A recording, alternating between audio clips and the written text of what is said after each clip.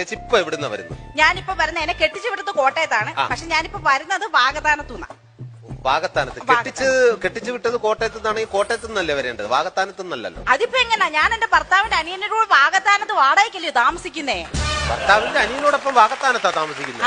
അപ്പൊ ഭർത്താവിന്റെ കൂടെ എനിക്ക് യോജിച്ചു പോകാൻ പറ്റില്ല. ഒരു സ്ത്രീയോട് ഒരു പുരുഷനും ചോദിക്കാത്ത ചോദ്യങ്ങളാണ് എന്റെ ഭർത്താവിനോട് ചോദിച്ചത്. അതും എന്റെ മുഖത്ത് നോക്കി ചോദിച്ചു. അതൊക്കെയായിരിക്കും ഇങ്ങനെ ഒരു തീരുമാനം എടുക്കാൻ വേണ്ടിട്ട് ഇവരുടെ പ്രചോദനം തന്നത്.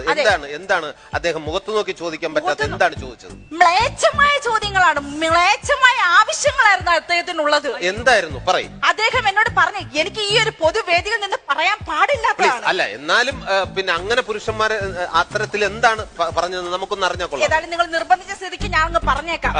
അദ്ദേഹം എന്നോട് പറഞ്ഞ എന്താണെന്ന് അറിയാമോ?